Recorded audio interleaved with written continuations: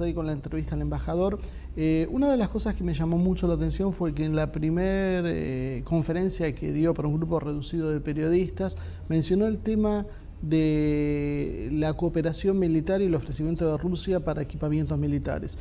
Hay algunas desconfianzas en la Argentina por eso, por una tradición histórica de estar cerca de Estados Unidos y además porque consideran algunos militares que es difícil adaptar un sistema de armas como el ruso a las necesidades argentinas e inclusive también hay problemas con la financiación.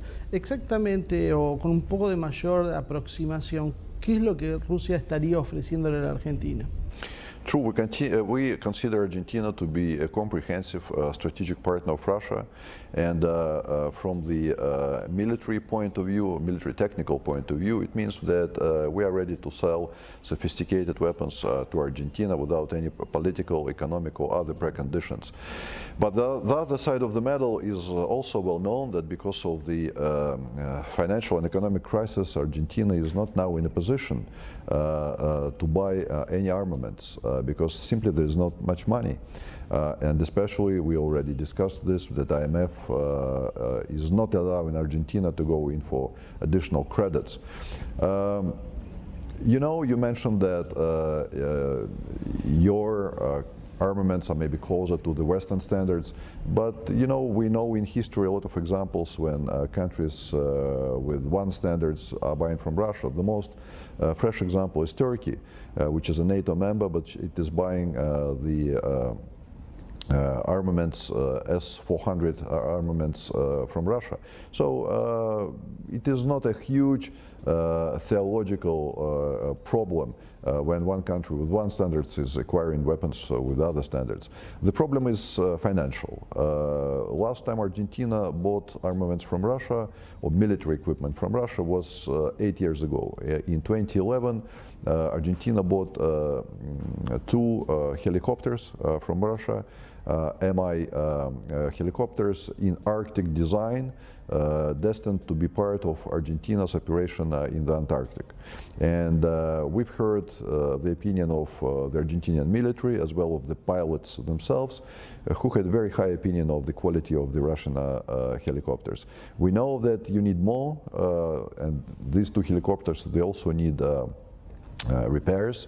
Argentina, before the crisis, requested to buy 3 more helicopters, Mi-121, but as soon as the crisis is unfolding, all these negotiations nowadays are stalled. But military technical cooperation is not only about buying and selling, it's also about contacts between our military. We have the military attaché in the embassy. I personally meet from time to time with your defense minister, Mr. Aguad. We used to have a good practice of having intergovernmental commission on military technical cooperation at least once a year, and the last commission we expected to be in Buenos Aires last year. It's been postponed. We're still waiting from the response from the Argentinian leadership of the dates when this commission can take place here in Buenos Aires. The last time it took place in Moscow. So probably this is the good venue to discuss specific areas of our military technical cooperation at this commission.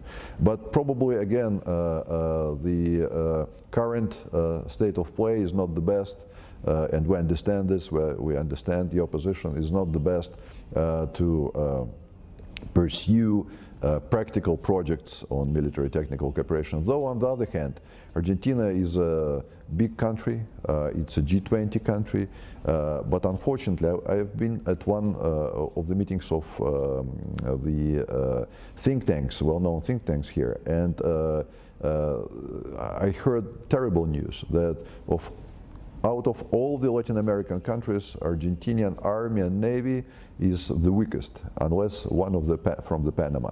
So for the big country, I think this is not a good state of play. Every state should maintain army, navy and fleet on a sufficient level to defend the country. Especially that to understand you have not still resolved all the territorial disputes with some other countries. Anytime you're ready,